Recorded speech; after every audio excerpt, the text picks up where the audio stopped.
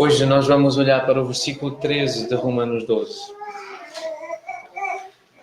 Temos considerado esta porção das Escrituras já há algumas semanas e às vezes eu fico em luta, estamos a andar muito devagar, mas irmãos, eu realmente não me arrependo nada de andar devagar nesta porção.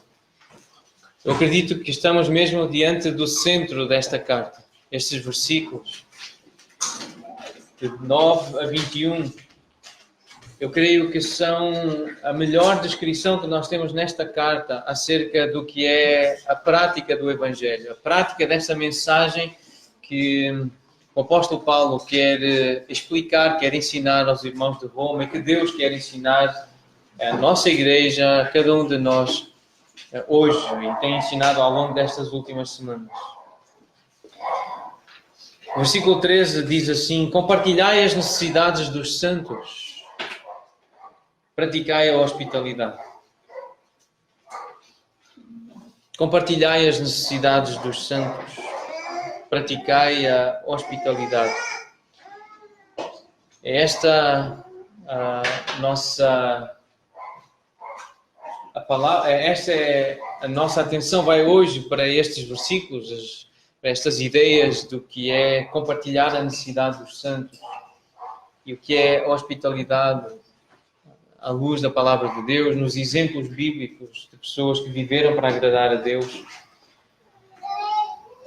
Mas sermões expositivos e em que deixamos que a palavra fale são necessários. Arthur Pink, um livro que me chegou às mãos através do nosso irmão Marco, eu já fiz referência a este livro em outras ocasiões. Eu li esta frase do irmão Pink: nada mais é tão necessário hoje quanto sermões expositivos sobre as epístolas aos Romanos e aos Hebreus. A primeira, portanto, Romanos, supra o que é mais adequado para repelir o legalismo e o antinomianismo. Legalismo, aquela religião que segue regras, fria, farisaica, hipócrita. E o antinomianismo, de achar que não há mandamentos, não há leis, que Deus não ensinou nada, não há princípios, é viver sem regra, sem lei.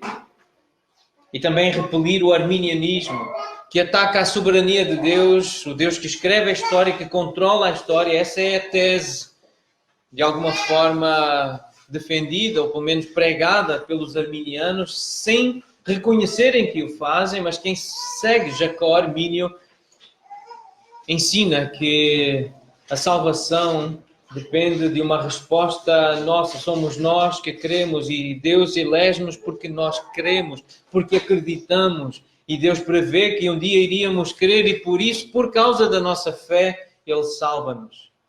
Mas não é essa a mensagem do Evangelho. Nós acreditamos que Deus salva quem Ele quer, de acordo com a sua vontade soberana, de acordo com a sua vontade amorosa e misericordiosa. A segunda carta refuta os erros cardeais de Roma e expõe as pretensões sacerdotais dos seus clérigos. Por isso precisamos de Hebreus para entender quem é Jesus, o sumo sacerdote, e que nós somos também sacerdotes, intercedemos uns pelos outros, entendemos o que é ser igreja, lendo e estudando Hebreus. Mas agora estamos a estudar Romanos e tem sido muito útil e é necessário, muito necessário, nós estudarmos Romanos e com tempo, e este versículo em particular. Compartilhai as necessidades dos santos, praticai a hospitalidade. O Evangelho de Cristo, ele estabelece graciosamente e eficazmente judeus e gentios, portugueses e brasileiros, angolanos, cabo-verdianos e de outras nacionalidades em justiça diante de Deus. Nós precisamos do Evangelho para podermos viver em justiça diante de Deus, justificados. É o Evangelho que nos justifica diante de Deus e é o Evangelho que nos permite viver uma vida sadia uns com os outros, entre nós. Esta foi a razão que levou Paulo a escrever esta carta. De acordo com o irmão Carlos Osvaldo Cardoso Pinto, nosso professor, ele disse que entendeu ao ler Romanos que o propósito de Paulo era encorajar os crentes daquela cidade a partilharem a sua compreensão do mistério e do ministério do Evangelho, serem cooperadores dele para espalharem este mistério que foi revelado numa forma de ministério de serviço, de pregar, de explicar, de ensinar o Evangelho, de fazer missões, de fazer evangelização. Porque esse é um meio gracioso de Deus para satisfazer as necessidades morais dos homens diante do Senhor e diante uns dos outros. Nós temos necessidades relacionais e precisamos do Evangelho. Precisamos de entender o sacrifício, de nos sacrificarmos uns pelos outros. Precisamos da mensagem central da cruz para que o nosso relacionamento seja saudável. Portanto, nesta parte que estamos a estudar da carta, capítulo 12 até capítulo 15, versículo 13, a ideia principal que passa por toda esta parte da carta parece ser a de uma paz e unidade para a igreja em todos os seus relacionamentos, tanto dentro da igreja como fora da igreja, ao relacionar-se com os incrédulos. Paulo começa então com o compromisso individual com Deus, primeiros versículos de Romanos 12, é a fé individual, a fé pessoal, o que precisa acontecer no coração de cada indivíduo. Depois muda para o comportamento mudo no corpo, o uso dos dons, a igreja, e por atos de amor, que podem ser alargados não apenas aos irmãos, mas àqueles que não são ainda identificados como filhos de Deus. Depois ele relaciona a obrigação social dos crentes com o governo estabelecido, as autoridades, capítulo 13, e as responsabilidades morais do amor para com todos os homens e da pureza diante de Deus, ainda no capítulo 13. Finalmente aborda algumas questões delicadas da nossa relação, da relação do crente com a liberdade cristã. Afinal, somos livres, somos libertos, e o que é que podemos fazer com o nosso corpo, com o nosso tempo? Os capítulos 14 e 15 tratam dessas questões delicadas do relacionamento entre irmãos, que têm diferentes níveis de maturidade cristã. Concluindo as aplicações práticas com louvor a Deus, em quem a nossa esperança, alegria e paz são encontradas. Este é um resumo desta parte que nós estamos a estudar entre o capítulo 12 e o final do capítulo 15. Então, à luz do plano inigualável de Deus de conceder misericórdia, rogo-vos pelas misericórdias de Deus, é assim que começa o capítulo. As aplicações práticas com louvor a Deus, em quem a nossa esperança, alegria e paz são encontradas aqui, nesta secção, no Evangelho, é em Cristo. Então, à luz desse plano de Deus nos conceder misericórdia, para nós que somos crentes, por isso considerados redimidos, lavados pelo sangue de Jesus, os crentes então devem tornar a sua vida totalmente consagrada a Jesus e estabelecer o ritmo da sua vida espiritual por meio da constante recusa de ser dominado pelos padrões de comportamento dirigidos pela carne e pelo mundo. E eu partilhei na quarta-feira com os irmãos que o tempo de descanso, de lazer, de férias, muitas vezes é um tempo de grande tentação, de maior tentação do que quando estamos na rotina da escola, do trabalho, do ministério. Eu falo por mim.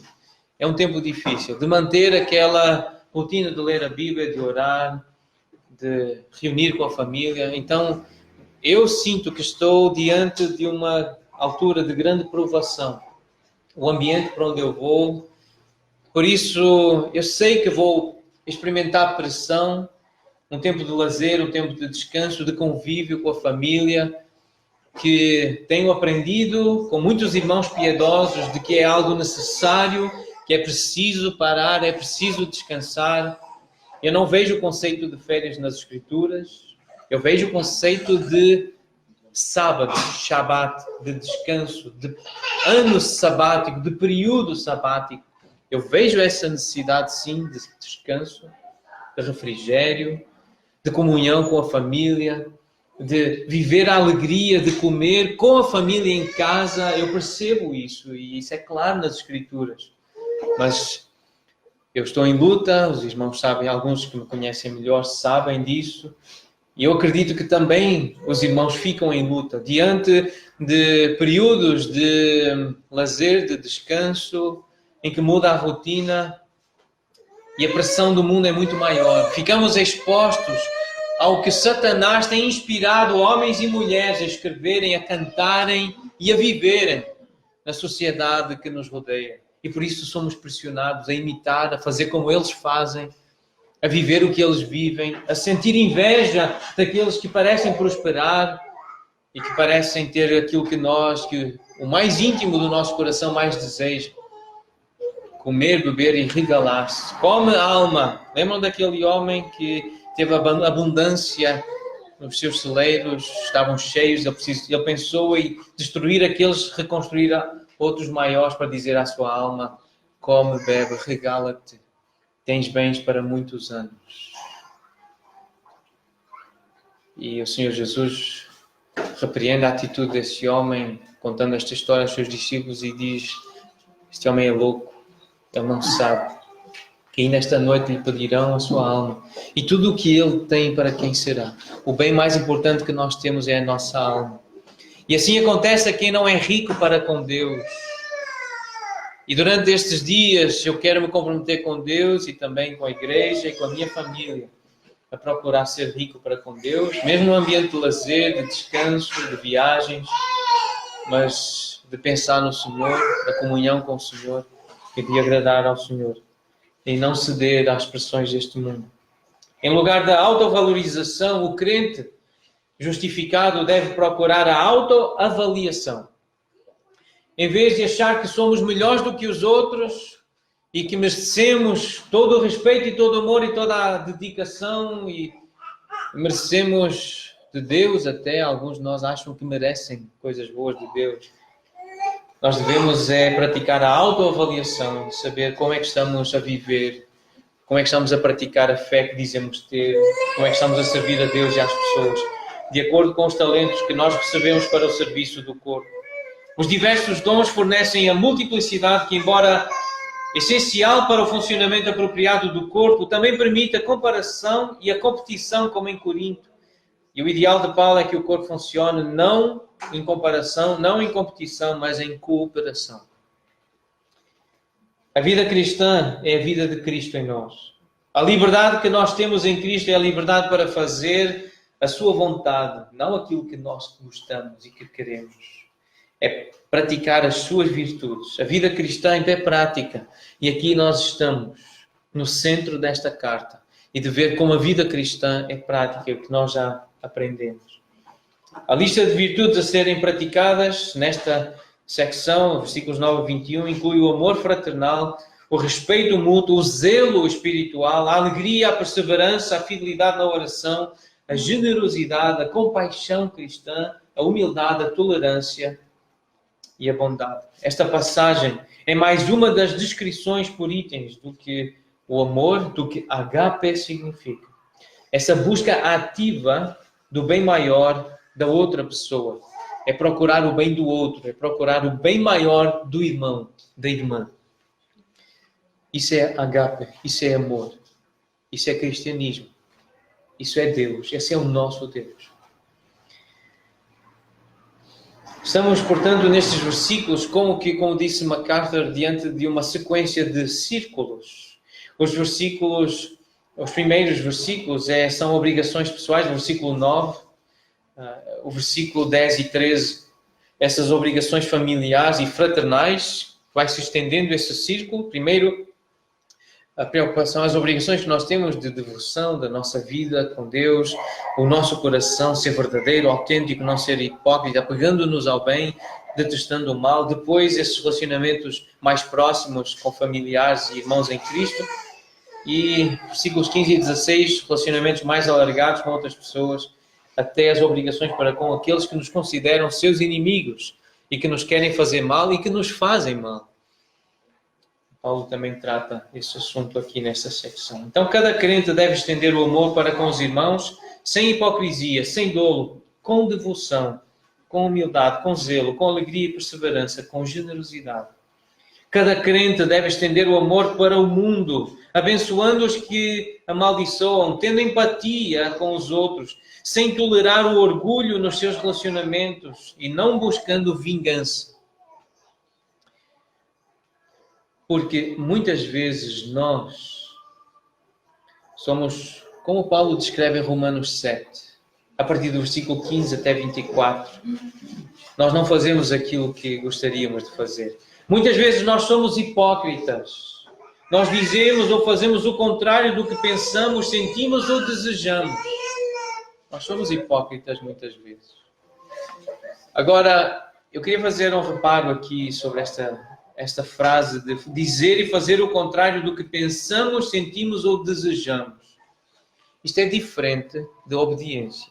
A hipocrisia é diferente de desobediência. Porque muitas vezes nós temos que dizer, muitas vezes nós temos que fazer exatamente o contrário do que nós pensamos, do que nós sentimos e do que nós desejamos. Porque aquilo que nós pensamos, sentimos ou desejamos é exatamente o contrário do que Deus quer que nós sintamos, que pensemos, do que desejemos. E por isso nós precisamos fazer o contrário. Nós temos que obedecer, mesmo sem apetecer, mesmo sem desejar, sem querer, nós temos que fazer. Isso é obediência. Mas a hipocrisia é quando não há essa necessidade de lutar com a obediência a Deus, mas nós queremos transmitir algo que nós não somos. É teatro. É fazer trabalho de ator, de atriz, para que os outros achem, acreditem que somos aquilo que nós sabemos que não somos e que Deus sabe muito bem que nós não somos. Então, muitas vezes nós somos hipócritas. Muitas vezes nós amamos o mal e detestamos o bem. Isto tem a ver com o prazer do pecado. E tem a ver com a aversão que nós temos às disciplinas espirituais. Nós amamos o pecado, nós amamos ser como o mundo e nós temos aversão às disciplinas espirituais. É muito chato ficar em oração. É muito chato ficar em leitura e meditação das Escrituras. É muito chato ouvir um sermão. Nós temos aversão a essas coisas, naturalmente. E por isso Paulo diz, eu não faço aquilo que eu quero, eu não faço aquilo que eu desejo, mas é o que eu não quero, isso eu faço. Essa é a nossa natureza. Nós lutamos. Muitas vezes nós tratamos mal os nossos queridos, os mais queridos, os mais próximos. Nós somos impacientes, ficamos irritados, nós insultamos, queremos vingança, queremos ter a preferência. Muitas vezes nós queremos ter a prioridade, somos egoístas e desprezamos os desejos dos outros e a vontade dos outros. Muitas vezes nós somos preguiçosos, somos lentos, somos irresponsáveis, apáticos, insensíveis, indiferentes. Somos descuidados, desleixados, negligentes, incompetentes, somos inúteis, muitas vezes. É por isso que precisamos de ser repreendidos, ensinados. Muitas vezes nós ficamos deprimidos, ficamos abatidos, ficamos desesperados, murmuradores, blasfemos, indisciplinados, descrentes. É por isso que precisamos desta porção das Escrituras. Porque a vida cristã é a vida de Cristo em nós. E a liberdade que nós temos em Cristo é a liberdade para fazer a sua vontade, praticar as suas virtudes, agradar ao Senhor. Portanto, a vida cristã é bem prática. E aqui está parte dessa praticidade da vida cristã. Estamos então a lidar com obrigações familiares, obrigações fraternais, versículos 10 a 13, mas também algumas obrigações para com os outros. Mas vamos focar agora nestas obrigações familiares fraternais. Este versículo, esta primeira parte do versículo, compartilhai as necessidades dos santos. Esta palavra compartilhar no original traz a ideia de estar em comunhão. É palavra bem conhecida, o verbo koinoneo, koinonia, eu sei que muitos já ouviram, e é um desdobramento deste verbo, é uma conjugação deste verbo. Estar em comunhão, tornar-se um participante, tornar-se um companheiro, é associar-se. Associar-se com o quê? Com as necessidades, com as carências, mas também com as responsabilidades, com os negócios dos nossos irmãos, dos santos. E quem são os santos? São os irmãos crentes. É assim que a Bíblia descreve os crentes.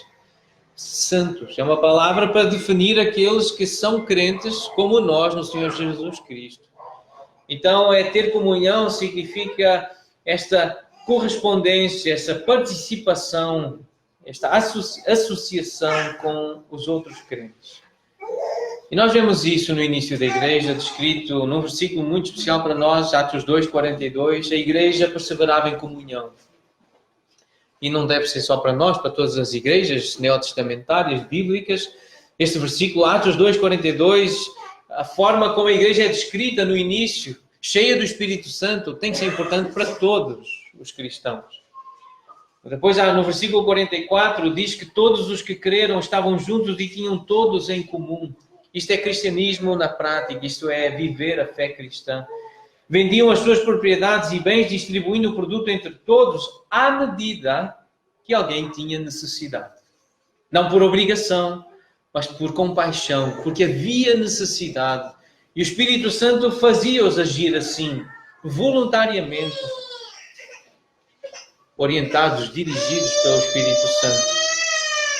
No capítulo 4, versículos 32 a 35, também descreve essa comunhão, mas essa comunhão, que também é descrita como em Atos 2, é uma manifestação da abundante graça que havia nessas pessoas. Elas faziam isso, elas partilhavam o que tinham, porque havia uma abundante graça dentro delas. Era o poder da ressurreição de Cristo. Era a mensagem do Evangelho que as levava a fazer isso. Não um ideal ou uma ideologia humana, mas Cristo nelas. O Espírito Santo a habitar nelas e a dirigi-las.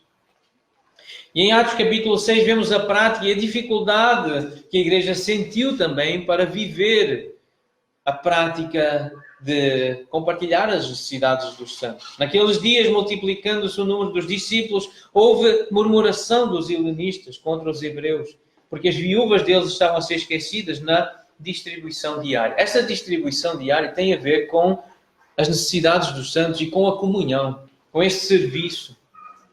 A distribuição diária era necessária porque as pessoas estavam a passar por privações, por problemas, estavam a passar fome. E o versículo 3, então, menciona um serviço. E esse serviço traduz uma ideia de necessidade, de carência, de responsabilidade, de negócio. É preciso estar atento, o crente, para ver se à sua volta há alguma carência, há alguma necessidade. Nos encarregaremos desta necessidade, desta responsabilidade. É o que diz Lucas, inspirado pelo Senhor nesta porção. Paulo fala sobre isto na segunda carta aos Coríntios, no capítulo 8, descrevendo que não foi só em Jerusalém, na igreja primitiva, mas era algo que estava a acontecer em outros lugares, e ele faz menção deste princípio aos Coríntios, dizendo que a vossa abundância deve suprir a falta daqueles. Ao ofertarem, ao assistirem os santos, a vossa abundância vai suprir a falta, de modo que a abundância daqueles venha a suprir a vossa falta quando houver necessidade. E assim haja igualdade, haja comunhão, assim haja fraternidade, assim haja essa unidade. Tiago, capítulo 2, esta ideia da sensibilidade para com os irmãos que estão em necessidade também é pregada por Tiago, é ensinada por Tiago nesta carta. Capítulo 2, versículo 15. Se um irmão ou uma irmã estiverem carecidos de roupa e necessitados do alimento cotidiano, e qualquer dentre vós lhes disser, ide em paz, aquecei-vos, fartai-vos, sem contudo lhes dar o necessário para o corpo, qual é o proveito disto? Chamar irmão, chamar irmã, dizer Deus te abençoe, mas não faz o que é necessário para o corpo, para atender àquela necessidade, que proveito há nisso? Que utilidade tem essa fé? 1 João, a mesma ideia. João também escreve no capítulo 3, essa mesma ideia. Se um irmão, se nós conhecemos o amor de Cristo, ele deu a sua vida e nós devemos dar a nossa vida pelos irmãos. Se um irmão estiver a precisar de nós, devemos dar-nos por eles. Ora, aquele que possui recursos deste mundo e vira seu irmão padecer necessidade e fechar-lhe o seu coração, como pode permanecer nele o amor de Deus? Que proveito há nisso? Que proveito há nesse testemunho? Que utilidade há nessa vida que fecha o seu coração para o amor de Deus? Filhinhos, Não amemos de palavra nem de língua, mas de fato e de verdade. Compartilhai as necessidades dos santos. Em Hebreus 13, versículo 3, o autor aos Hebreus diz: lembrem-se dos encarcerados, como se presos com eles, dos que sofrem maus tratos, como se com efeito vós mesmos em pessoa fosseis os maltratados. Este capítulo começa assim: seja constante o amor fraternal. E como é que o amor fraternal é constante? Como é que ele se verifica? Como é que se percebe que ele é real? Quando nós temos estes sentimentos de empatia, é como se eu estivesse no lugar dele. Eu quero me sentir assim. E é este o princípio que Deus está a ensinar aqui em Hebreus. Eu quero me pôr no lugar daquela pessoa. Como se eu estivesse lá, a passar pelo que ela ou ele está a passar, o que ele está a viver. Isto é compartilhar as necessidades dos santos. Isto é ter comunhão. Isto é união. Isto é ser um. É assim que a Bíblia descreve o que é uma igreja. Uma igreja de Cristo, uma igreja saudável. Então é absolutamente necessário que nós identifiquemos os santos. Quem são os santos? Quem são os irmãos crentes com quem nós iremos ter este tipo de comunhão? Porque é impossível ter este tipo de comunhão com toda a igreja na terra. Com a igreja de Cristo em toda a terra. É preciso identificar quais são estes santos. É absolutamente essencial, necessário que nós percebamos qual é o grupo de santos, de cristãos, de crentes irmãos com quem nós vamos viver este tipo de comunhão, de compartilhamento, de união das suas necessidades, das nossas necessidades. E é aqui que entra a aliança que nós fazemos entre nós com o corpo, que qualquer igreja saudável bíblica procura fazer entre os membros do seu corpo. Aqueles que se identificaram com o trabalho local. E a certa altura na aliança nós fomos instruídos a dizer uns aos outros: caminharemos junto em amor fraternal, tal como caminham os membros de uma igreja cristã. Exercitaremos um cuidado afetuoso e atento uns pelos outros. Nós temos lido isto, nós temos dito isto quando recebemos alguém por batismo ou por transferência. Nós temos repetido esta frase. Nós temos nos comprometido com Deus e uns com os outros a viver isto. A sermos cuidadosos, de forma afetuosa, com afeto, com gentileza. A estarmos atentos uns aos outros. A vivermos esse amor fraternal. Isto é compartilhar as necessidades dos santos. Mas apesar deste ser um importante dever da igreja, e realmente nós percebemos, nós aprendemos com as Escrituras, que precisamos estar atentos às necessidades, às dívidas que alguém tenha, dívidas financeiras.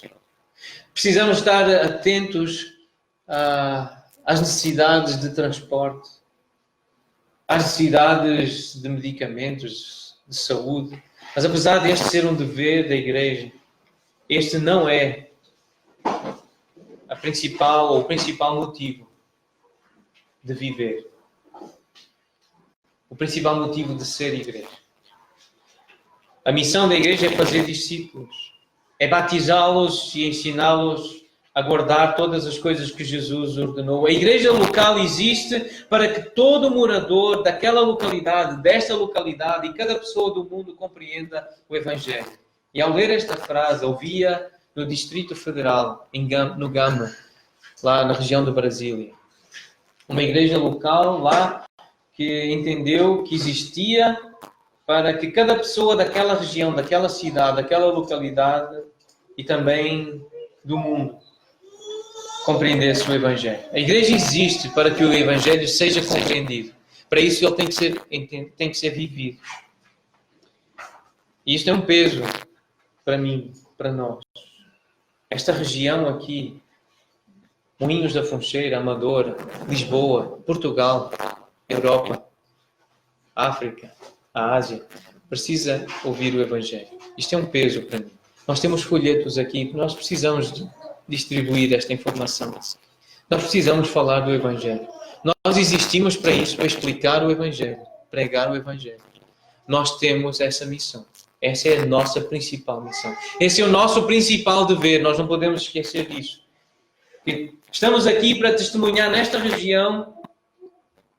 Estamos aqui para edificar o corpo de crentes em Jesus Cristo, batizados, que tenham fé semelhante nas Escrituras, que estejam comprometidos com a edificação mútua, que se encontrem debaixo da autoridade de presbíteros e diáconos qualificados, que sejam obedientes às ordenanças, isto é, o batismo em sede do Senhor, que pratiquem a disciplina da igreja e que evangelizem o mundo. Esta é a nossa missão.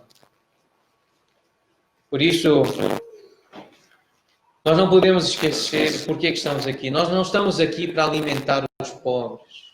Esse não é o nosso principal objetivo. Para vestir os mendigos, para visitar os presos, fazer ação social.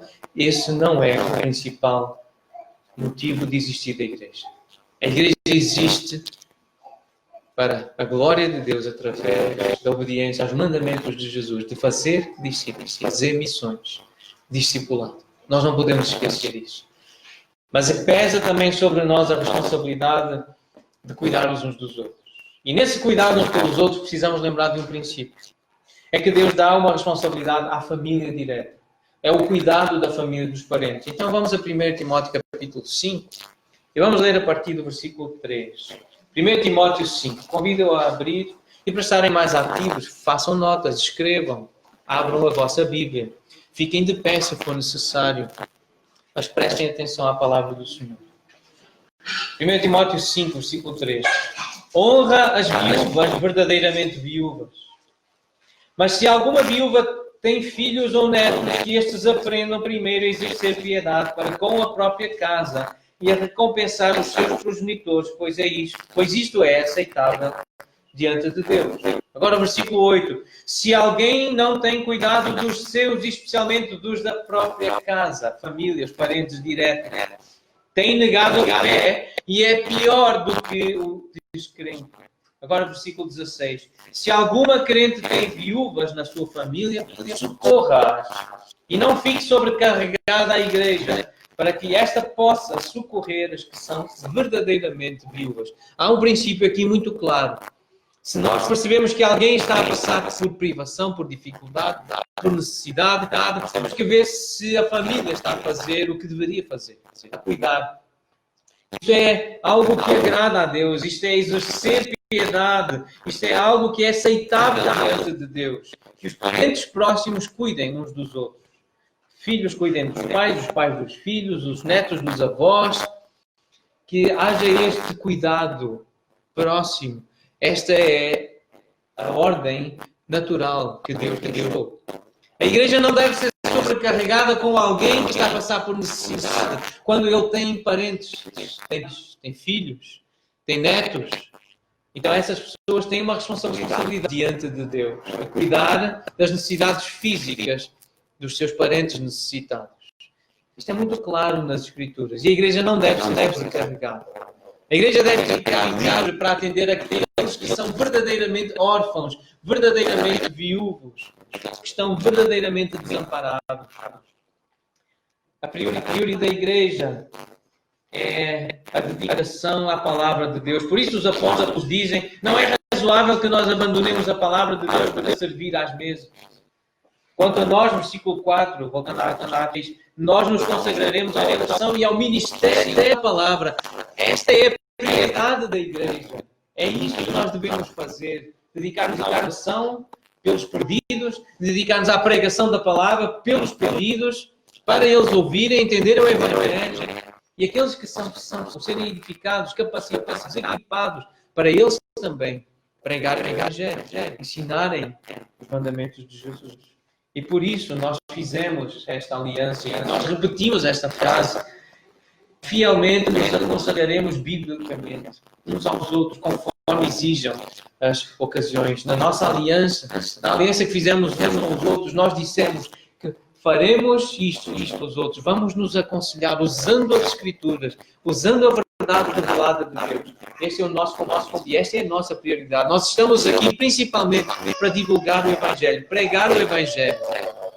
E tantos livros aqui, este espaço, tantas orações, tantos hinos e cânticos espirituais são cantados aqui com esta mensagem.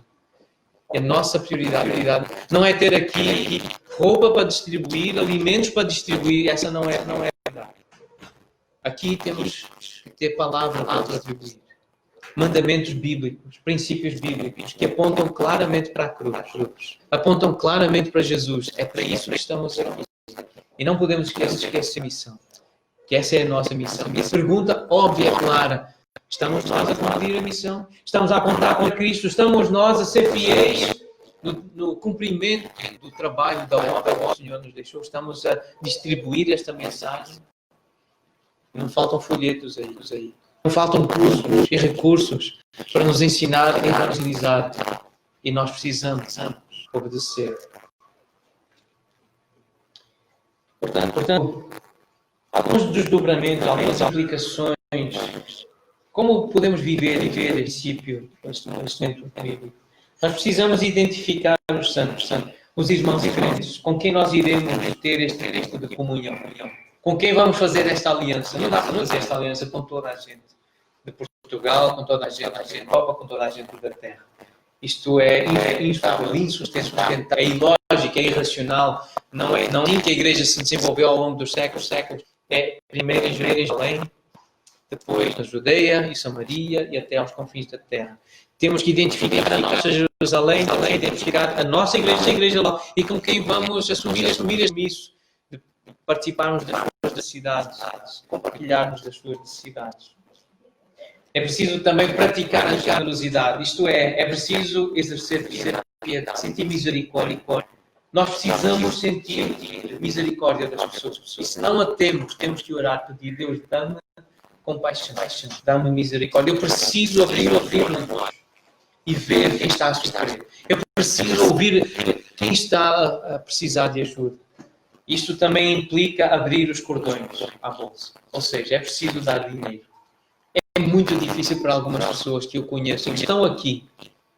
Há pessoas que têm muita dificuldade para ser generosas e precisam de aprender a praticar a generosidade, porque só assim vão obedecer este mandamento, só assim vão compartilhar as necessidades dos santos. E é preciso priorizar os conselhos bíblicos.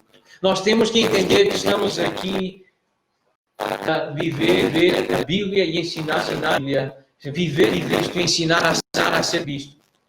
Então nós temos que priorizar os conselhos bíblicos. Nós temos que ajudar as pessoas que estão a passar por necessidades a fazerem um orçamento. Perguntar: o irmão já fez um orçamento para a família? Nós temos um curso de ajudar a lidar com finanças. Nós vamos, antes de dar dinheiro e antes de pagar as contas dessa pessoa, nós temos que fazer perguntas. Temos que dar conselhos, temos que sondar a vida da pessoa e saber se ela está a ser responsável pelos bens que confiou. Nós temos que levar essa a fazer os cortes nas despesas que precisa fazer. Há coisas que são supérfluas ou que não são absolutamente essenciais agora. Então, cortar, não vai gastar nisso porque tem outras despesas mais importantes. A igreja precisa orientar. A igreja precisa dar conselhos bíblicos. Direcionar as áreas para a ajuda familiar. Tem pai, não tem filho, não tem avô, não tem netos. Pode orientar para o auxílio do Estado. Já foi à junta de freguesia, sabe que há banco alimentar contra a fome, sabe que há roupas a serem distribuídas gratuitamente em lugares aqui na cidade. A igreja precisa priorizar conselhos, informação, não é simplesmente pagar as contas sem um acompanhamento espiritual próximo. Nós precisamos precisar das lições que Deus quer ensinar quando Ele permite que passe por necessidades. O que é que Ele me quer ensinar? Por que é que Ele permitiu o meu desemprego? Por que é que Ele permitiu esta multa? Por que é que Ele permitiu a escassez? Como Deus, o que é que tu queres ensinar? Então temos que priorizar essas lições que Deus quer ensinar quando permite que haja necessidades entre os santos, entre nós. Temos que priorizar isso. Mas nunca fechar a coração para ajudar. Mas fazendo do jeito certo, o que vem em primeiro lugar, dando os passos certos, fazendo as perguntas certas, orando, mas tendo misericórdia. E obviamente sendo dispostos a abrir os cordões da bolsa. Pôr a mão no bolso, na carteira, usar o IBAN, fazer uma transferência, o MBWay mais rápido. É preciso praticar a generosidade. É preciso identificar os santos. Qual é a igreja que eu pertenço? Qual é o meu corpo? Onde é que eu sou igreja? Quem é que eu sou igreja?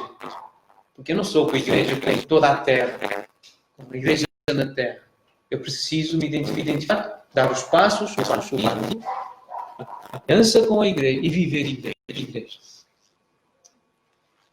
A segunda parte do ciclo fala de hospitalidade, praticar a hospitalidade. E a palavra aqui para praticar na língua grega é correr com determinação. Tem a ver com uma corrida. Mas corrida com determinação. É como um atleta no estádio que quer ganhar. Uma prática, assim, vamos levando.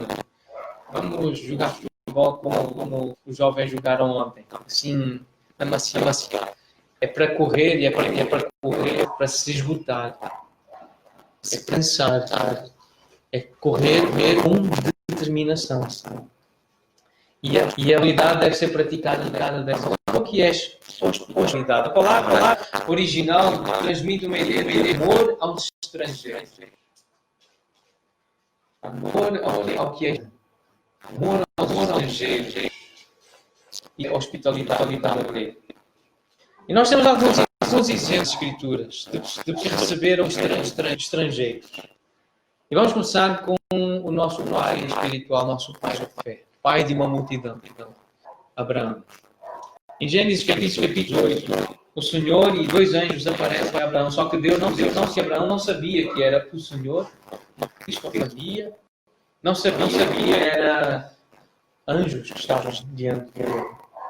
Então nós vemos aqui neste capítulo 18 algumas evidências da hospitalidade de Abraão. Abrirei o versículo 2.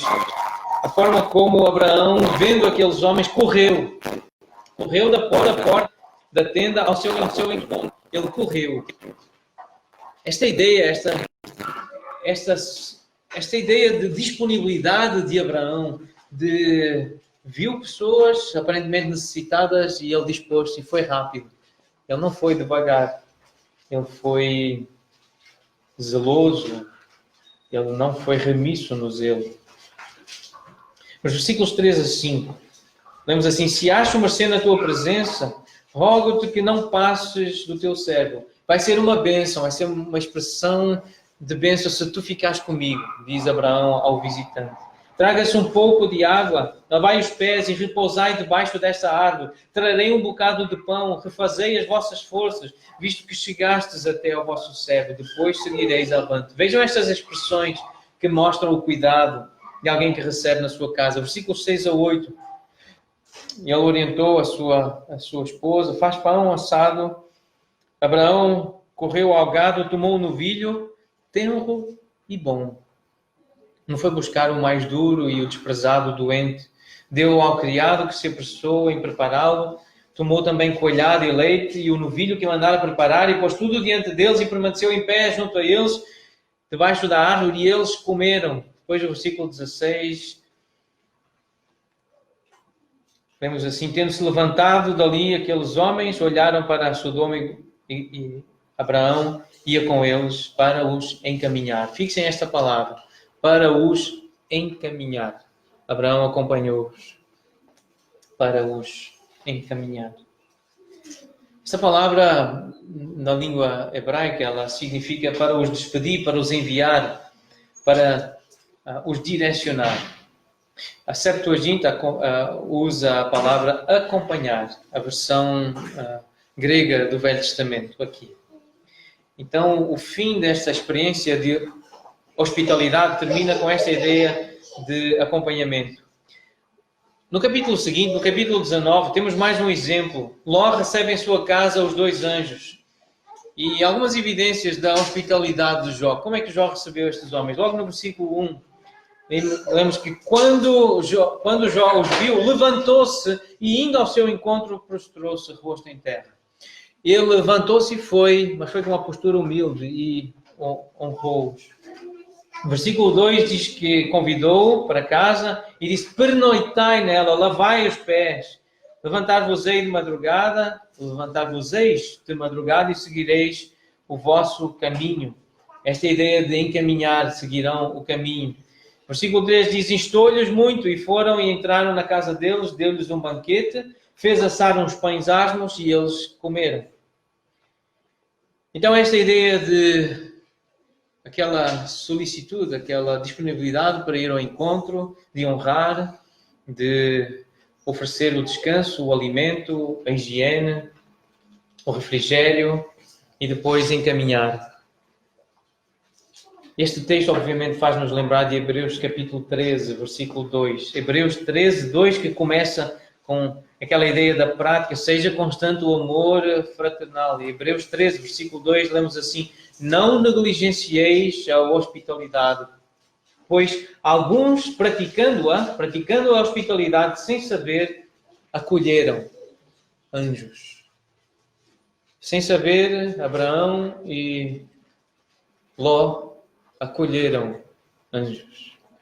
Isto pode acontecer connosco, por isso somos ordenados a praticar, a exercer, a não negligenciar a hospitalidade. Mas sobre aquela ideia do encaminhar, aquela ideia do acompanhar, na língua grega nós temos alguns exemplos disso. A vida de Paulo, na vida da igreja, logo na igreja em Jerusalém, esta ideia de enviar alguém, de conduzir no caminho, de acompanhar, como que uma escolta. Há um verbo grego que transmite muito bem esta ideia de promover alguém, de prover para os requisitos que ela faça, os requisitos de uma viagem. Vejam em Atos capítulo 15.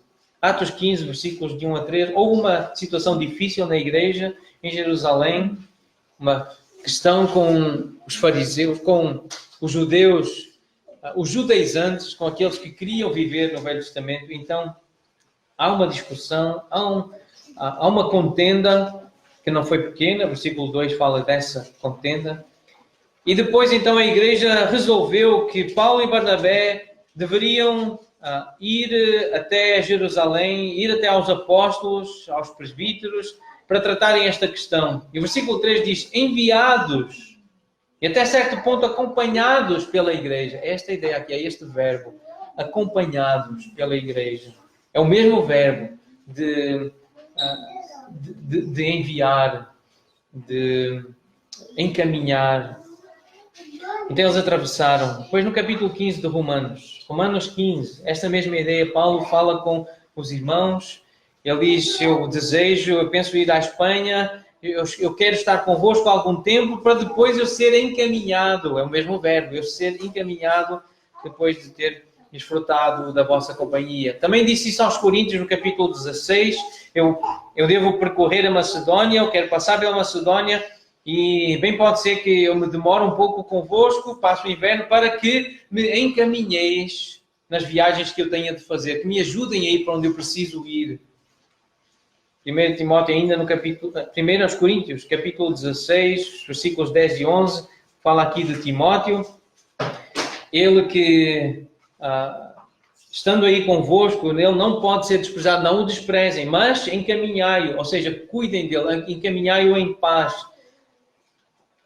A segunda carta aos Coríntios, no capítulo 1, versículos 15 e 16, diz, ainda a mesma igreja, numa outra circunstância, ele fala de passar um tempo e de ser de novo encaminhado para a Judeia.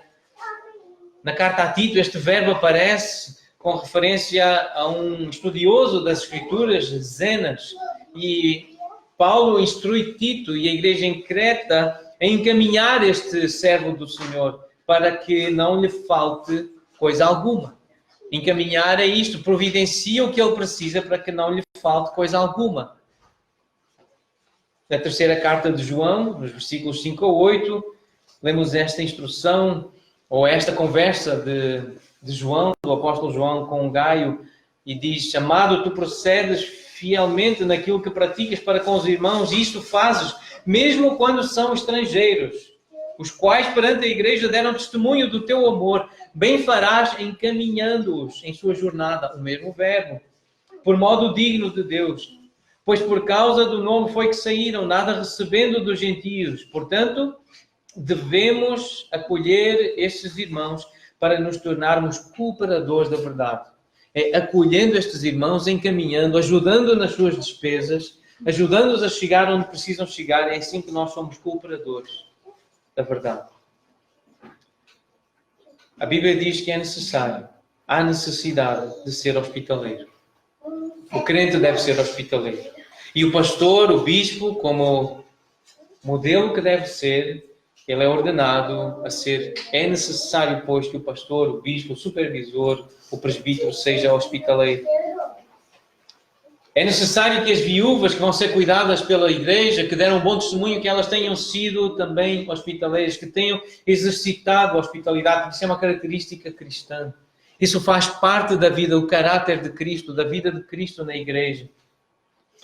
Paulo diz a Tito, por causa dos presbíteros, dos líderes da igreja, é indispensável que eles sejam hospitaleiros.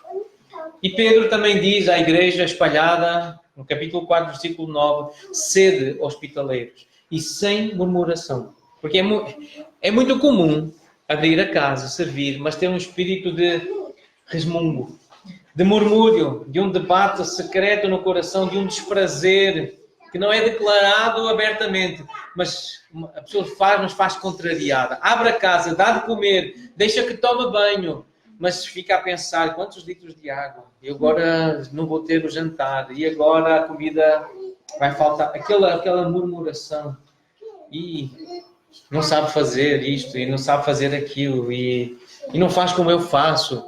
Não é com murmuração. Pedro avisa, sem esse espírito de resmungo, sem esse espírito de crítica, porque a vida cristã é a vida de Cristo em nós. É a liberdade que nós temos em Cristo, é a liberdade para fazer a sua vontade, praticar as suas virtudes. E a vida cristã é bem prática e tem a ver com a forma como recebemos pessoas na nossa casa. Estes são traços que caracterizam a vida cheia do Espírito Santo. Amar sem predileção, amar os estrangeiros. E amar significa ser paciente, ser benigno, não ter ciúme, não se considerar superior porque a outra pessoa faz de forma diferente. É ser sensível, é ser altruísta, é ser calmo, é ter calmo, não se ressentir do mal, é saber perdoar, é exercer justiça, ser verdadeiro, é estar disposto a sacrificar-se, é viver fé, esperança e, obviamente, amor. Essa resistência. Há diferenças entre nós, há diferenças de culturas, de hábitos, de educação, de história, mas podem ser anjos que nós vamos receber em casa. Ou pode ser o Senhor. E vem da pátria celestial. E é uma outra cultura, obviamente, diferente da nossa, é uma cultura perfeita. E nós achamos que a forma como fazemos é que é certa. Mas quem disse que a forma como come, como cozinha, como lava, como se veste, que é a certa? Abraão e Ló receberam anjos. Eles não sabiam, mas vinham da pátria celestial, onde tudo se faz de forma perfeita, de acordo com a vontade de Deus. E é nesta expectativa que devemos abrir as nossas casas, com esta disposição de correr com determinação, estando dispostos realmente a trabalhar. É preciso determinação para receber gente em casa. É preciso trabalho, é preciso planeamento. Às vezes é preciso transporte, ir buscar, pagar o transporte. É preciso limpar e limpar de novo. É preciso fazer compras, é preciso preparar refeições. Dá despesa, cansa, às vezes priva-nos da do nosso descanso, do nosso conforto. Somos privados, mas isto é parte da vida cristã. Abrir a casa, convidar pessoas para estarem connosco, é vida cristã, é Cristo em nós. E isto deve ser praticado com prontidão. A forma como Abraão saiu, ele correu da porta ao encontro, essa prontidão. Precisamos praticar. E como é que se pratica isto?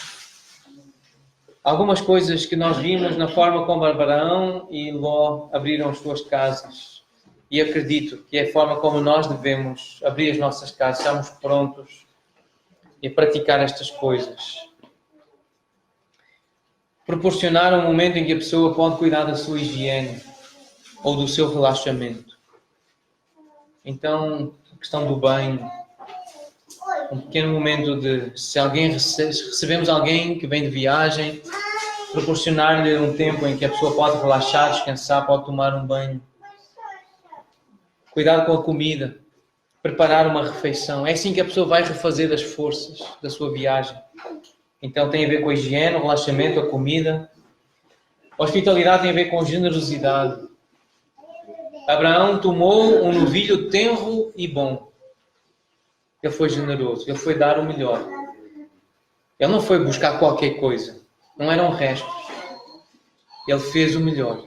Isto ensina-nos acerca do caráter de um homem que andou com Deus.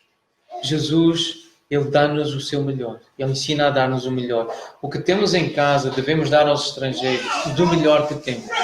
Não guardar para nós. Ah não, esta comida, esta carne é a melhor que eu tenho. Esta fica para mim, para os meus filhos. Outra coisa da hospitalidade está relacionada com o descanso. Proporcionar o descanso. À noite, pernoitar. Fica aqui, passa a noite aqui. Descanse. Mas tem a ver com o acompanhamento. Estar junto da pessoa, como Abraão permaneceu de pé junto com a pessoa. Versículo 8. Com as pessoas, no caso.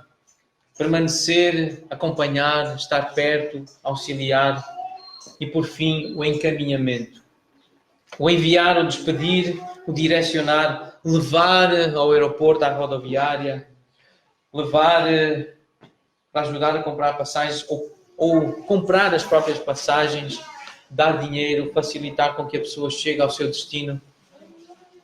E para mim, há uma pessoa que encarna da perfeição este modelo de hospitalidade. É o pastor Jairo Cáceres.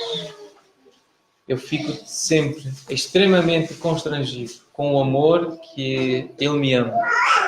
Igreja Batista Pedras Vivas. A forma como este homem pratica tudo isto que eu descrevi como hospitalidade. A sua família. A ponto de, quando eu digo que gostaria de visitar a igreja, ele providencia alguém ou o recurso para me buscar onde eu estou. Noite num hotel, o melhor hotel que ele encontrar disponível para eu ficar, para poder descansar, pagar todas as refeições. E se eu for para outra cidade, ele diz como é que o irmão vai, diga-me para onde vai e eu compro a passagem de avião, eu arranjo, se for perto, eu arranjo alguém para levar e ainda deixa uma oferta. É assim que o pastor Jairo Cáceres cuida de mim, sempre que eu lá vou. É assim que eu quero cuidar de quem me visitar. Eu posso estar a receber um anjo, eu posso estar a receber o próprio Senhor. Mas posso estar a receber servos do Senhor. Eu creio que Ele faz isso por acreditar que eu estou a servir ao Senhor nesta região. Eu sou missionário, sou pastor, sou servo do Senhor. É assim que eu quero também receber aqueles que me vierem visitar. Porque eu li na Bíblia, em Romanos 12, versículo 13, que eu devo praticar a hospitalidade. E porque eu li, eu entendi, eu vou praticar, eu quero praticar. Espero que os irmãos aqui também tenham lido o mesmo que eu li, que tenham ouvido o mesmo que eu ouvi e que saiam daqui incomodados como eu saio daqui incomodado para praticar, para dar o meu melhor, como Cristo deu, como o Pai da fé deu.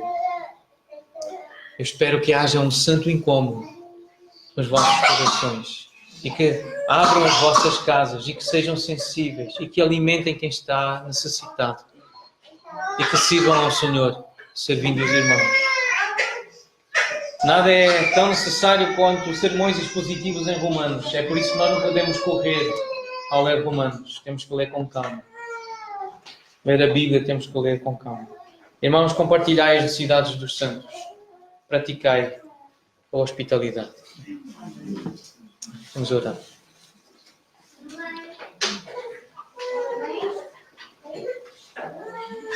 Senhor, obrigado por nos ensinares nesta manhã a sermos mais como Jesus, a sermos mais como Tu, a sermos mais como aqueles que andaram contigo, que tiveram comunhão contigo, que andavam procurando agradar-te, sendo justos e retos, andando na Tua presença. A Tua palavra diz que Abraão foi assim, que Ló também foi assim.